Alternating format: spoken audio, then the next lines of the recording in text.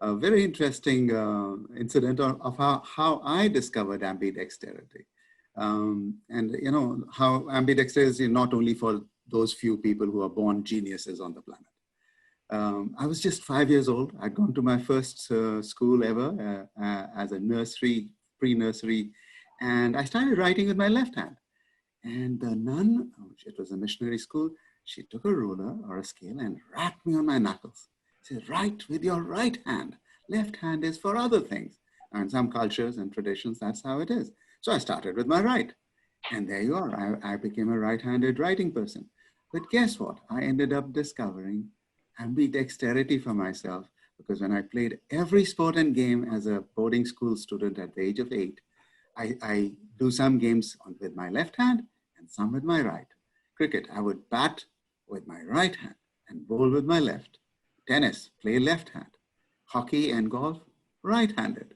So there you are. I just discovered for myself that being both left and right-brained, creative and logic, or be interested in both arts and sciences is a skill, it's a choice, and I've exercised that choice right through my life. Hi, and welcome to another episode of the Leaders Hum interview series. This is your host Neha at Leaders Hum. peopleHum is an end-to-end, one-view, integrated human capital management automation platform, the winner of the 2019 Global Cody Award for 8PM that's specifically built for crafted employee experiences and the future of work. We run the peopleHum blog and channel that receives more than 200,000 visitors a year, and we also publish several interviews with well-known names globally every month. We have with us today Jaspal Bajwa, founder and executive coach at Suni Circle Authentic Leadership Associates. As a coach for inspirational leadership and consultant for organization vitality, Jaspal has delivered over 2,500 plus hours of coaching across 20 plus countries with a net promoter score of 95. A deep interest in the art and science of life and leadership inspires him to live his mantra to learn, unlearn, relearn, and to serve. Jaspal is an associate of Marshall Goldsmith Stakeholder Centered Coaching and the Fons Trompenar's Global Network for Cultural Intelligence. He is identified by GEI Partners and EI World for Team EQ in addition to a PCC accreditation from ICF and the Center for Coaching Mastery, Coachville. He has an MBA from IIM Ahmedabad, a top 5 business school in Asia Pacific. His 35 years of international corporate experience informs his practice. He has had the privilege of launching several highly successful ventures and turning around large global businesses. The teams he has had the honor to lead were known to dream big, deliver big, with a 100% do-it credo that is delivery with ownership thought through integrity and teamwork. Having lived in Asia Pacific, Europe, and North America, Jaspal is now based in Toronto, Canada, and travels extensively to serve his clients. So we're very thrilled to have you over at peopleHum today, Jaspal. Welcome, and thank you so much for giving us your time today. Thank you, Sneha. It's an honor. Thank you for inviting me. I really look forward to talking to you for the next few minutes. Us too. So Jaspal, you're the founder and executive coach at Suni Circle. So do tell us about its ideologies and the work that you do there. Most of my life, I've been a practitioner. So 35 years in various corporations, most of them global majors, and fortunate to have worked at the edge of high risk. That means new products, new geographies, new processes to be launched, etc. So love that aspect of my life. So I always introduce myself first as a practitioner who did it for 35 years across nearly 35 countries, and had the opportunity to live in 3 different continents, right? Asia, Europe, and now in America. So Suni Circle is therefore more recent. When I hung up my operational gloves in 2009, so about 10 years ago, I said, now let me put together everything that I've learned. And I continue to learn because, you know, as a Sikh, I have this life mantra for myself, literal translation of Sikh meaning to learn, to be a disciple. And I've been doing it with a voracious appetite for books and traveling ever since I was a teenager. And I had this love of adventure. So therefore, I said to myself, let me put together an entity, and that was going to be Suni Circle, The longer version says it is Authentic Leadership Associates. Authenticity, of course, can mean many things. And at the inspirational level of leadership, we often come across terms like transformational leaders, Yes. or servant leaders, or Jim Collins would have called them level 5 leaders. So since I had practiced this art form for as many years as I mentioned to you, Suni Circle came into being as a loose collaboration with like-minded people all over the world who would want to continue to delve into the art and the science of both life and leadership. And that's Suni Circle for you, and roughly 9 or 10 years old now. Wow. It's wonderful to hear how you started off in your teenage years and sort of figured out what you want to do along the way. I feel like that just stands as a testament to who you are as a leader, and I can only imagine how that must reflect on the people that you train as well. So thanks a lot for sharing that with us, Jaspal. The next thing that I want to ask you is that to what extent do you agree with the idea that projecting oneself as a leader involves uncovering layers to one's personality? So, we've both heard an ancient adage written in different parts of the world, in different languages, which says, know yourself. Yes. And it appears so simple, just 2 words. But those of us who have embarked on that quest, on that adventure to rediscover ourselves, we know it can be a lifelong journey. And I've done this little diagram with my own hand on my website, which has many layers of the onion. So they're concentric circles. And you can then, of course, agree perhaps with me that nobody has counted the number of layers of the onion. But each layer, as we unpeel it, it gives you that a feeling of rediscover yourself. Who are you, really?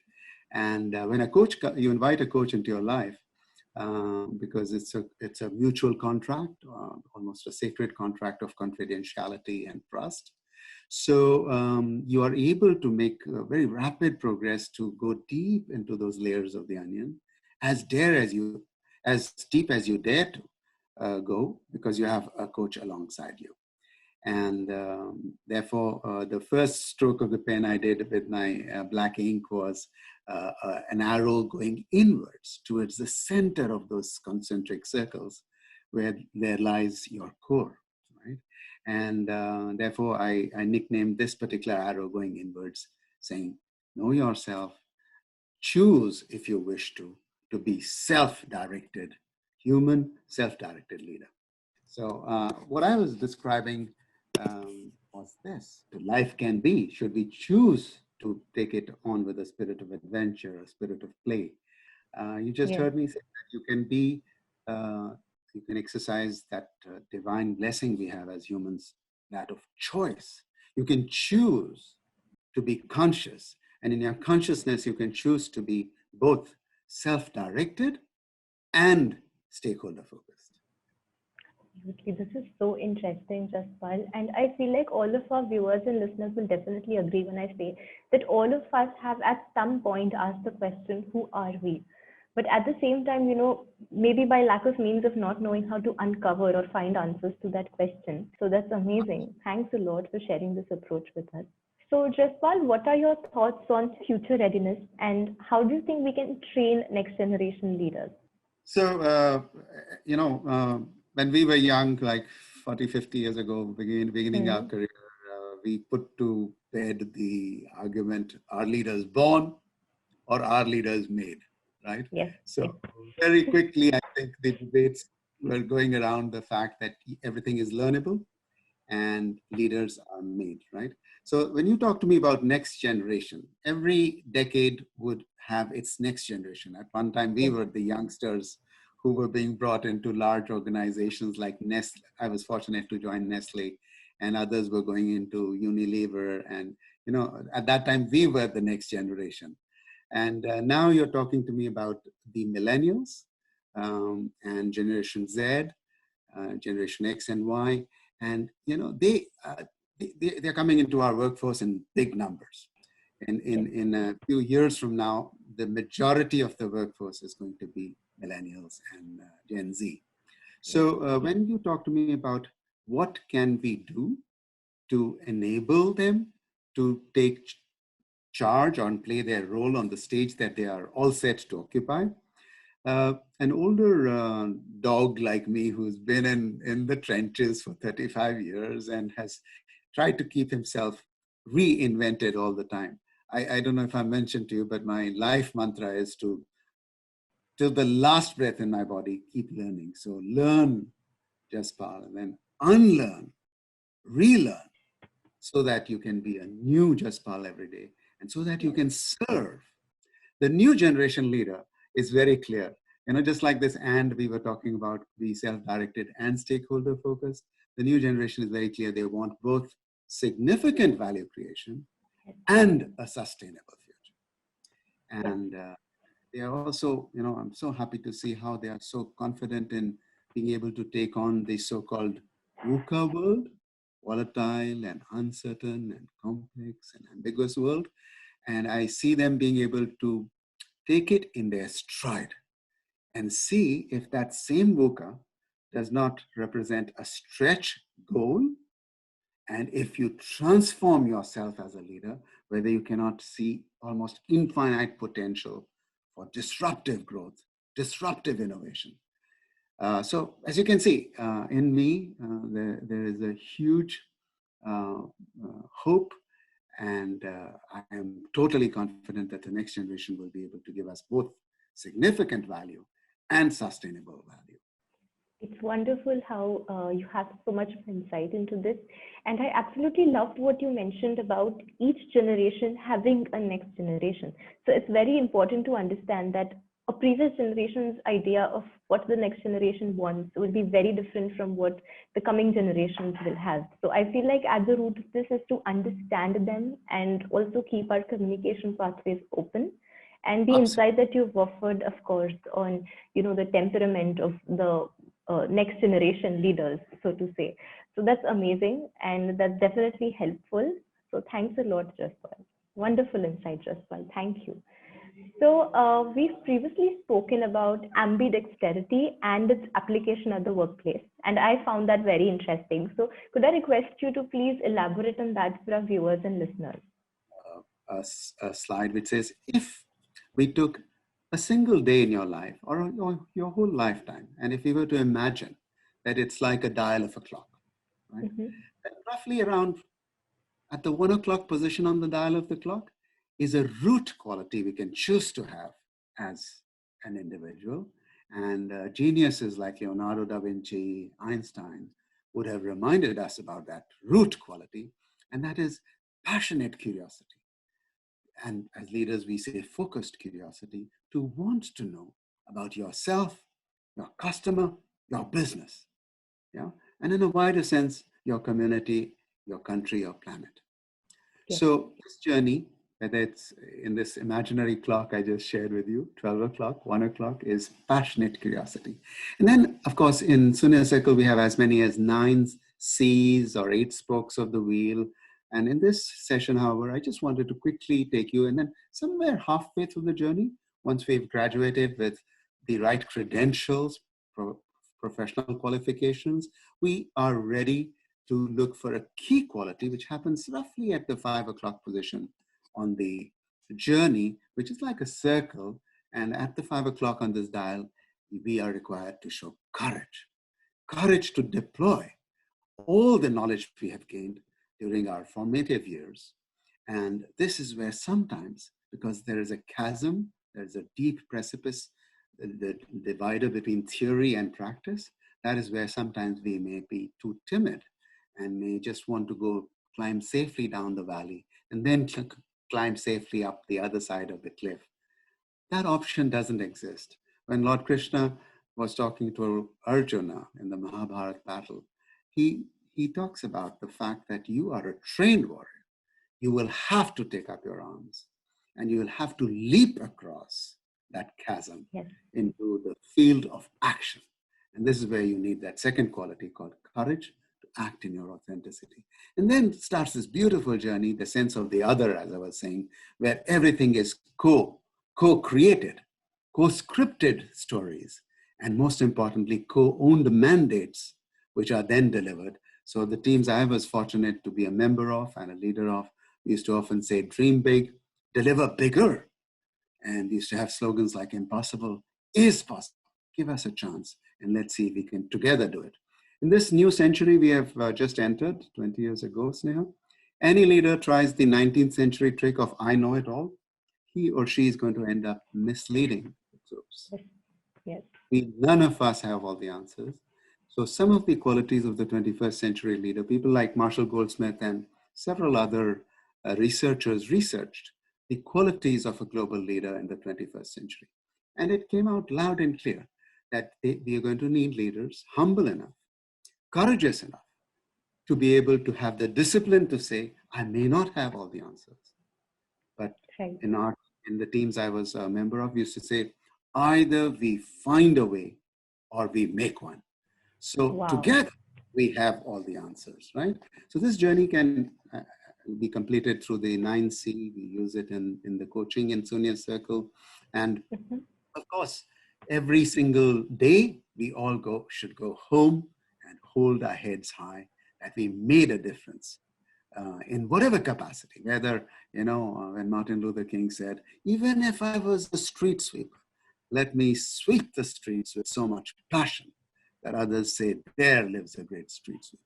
Yes. So we owe it to ourselves and to our families to truly go out and celebrate and cherish in every single day that we deliver our mandate as leaders, right? So I thought with your permission, I'll share just these 3 takeaways, not all 9, because that's a long list. And that is, be curious to know your business, yourself, your customers, your competitors, and have the courage always to go out and act in your authenticity. In the center of that circle is the word core. You saw that in the two arrows I did as well. So the core remains still and grounded, even in battle. And however, on the periphery, action must continue. And that's where you must continue to lead your teams into battle and have them battle ready, future ready.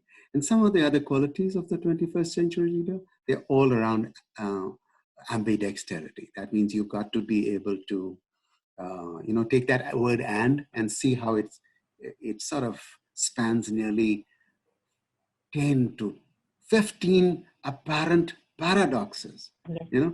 So in human resources, we often say people focus or task focus. Well, it's an and situation. We need leaders who are both task focused and people focused. Yeah?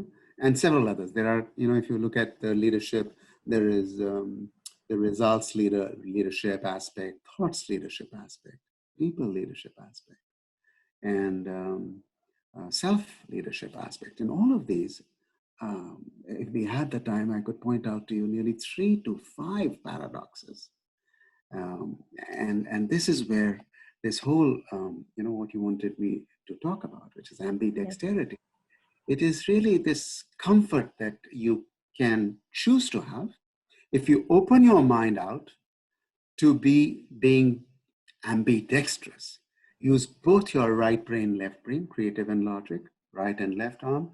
And, as the 3 bullets over here suggest, this is the opening of, when I introduce Suni Circle to others, I just take 3 of those paradoxes, which is chaos and order. And, the word chaotic was formed by the founder of the Visa company, New York. Then the word co-opetition. I mean, you took 2 words called collaboration and competition, and you formed a new word called co-opetition. So, and then of course, the 3rd bullet over here is fierce resolve and deep humility, which Jim Collins was very surprised to find as a level 5 leader quality. And servant leadership, which is even perhaps 1 notch higher than level 5 leadership, exactly the same, right? So as 21st century leaders, I invite the next generation to become totally comfortable with this VUCA world, transform it into a world of infinite potential and possibility, And the way to do it is to be ambidextrous, both as an individual as well as organizations can be ambidextrous, right? So in Good to Great, for example, Jim Collins says that those organizations which have existed for more than 100 years, they were able to span the paradox called maintain your core, and then the word and, disruptively stimulate change, right? So you've got to be able to do both, whether it's in the 9C chakra I was mentioning to you, maintain your core and grow your flex. Do not underestimate your flex and the learnable skills of emotional intelligence, cultural intelligence, relational intelligence, and any other skills you choose to. Yeah. So Jaspal, I love what we spoke about. I think one of my personal takeaways from this is going to be how you spoke about we don't really have to confine to anything about the concept of the non-binary and compartmentalizing, because I feel like all of these leaders, who have done great things in their lives have definitely had certain points, high or low, where they've questioned which side do they tend to lean into more. But just the idea that there is no such concept, or that there are no such limitations, and that you can grow as much as you want, or you can have two completely contrasting opinions at the same time, and help them develop who you are as a person and the way that you see the world. I feel like that's extremely fascinating, and at the same time, with everything that's happening in the world, I feel like it's very essential to also remember that, because somewhere that also does stand, like we mentioned, when we were speaking about ambidexterity, that also does stand as a reminder of hope, even for the leaders of tomorrow. So, Jaspal, I'm actually a little sad that this conversation is coming to an end, but but I have to ask you: do you have any passing remarks for us? Yes. Thank you so much for this opportunity. It's been wonderful talking to you. Just three takeaways, very briefly. We talked about never underestimating three power or choice that your viewers have. First, never underestimate the power of choice, your choice to choose your own life and take charge of it. The second thing we discussed was the power of perspective, this lens that we choose every morning, and how it creates our whole world for us. So you can choose to be both self-directed and stakeholder focused. Last but not least, we chose about the third takeaway, which says to be an integrated human in the journey of life and leadership. Very important to be both left and right brained. That means ambidextrous and several other polarities, which would help leaders in the 21st century to truly unleash the infinite potential in a VUCA world. So go ahead, choose to lead your life the way you would like to lead it. Go ahead and be self-directed and stakeholder focused. Last but not least, go ahead and be ambidextrous. Definitely. You've given us a lot to think about, Jaspal, and this was such an enriching conversation. Everything that you spoke about was extremely nuanced, and it really does show who you are as a leader. So I'm absolutely thrilled that we got to speak with you today. Thank you so much for taking the time to speak to us. Not at all. It was my pleasure. Thank you so much for inviting me.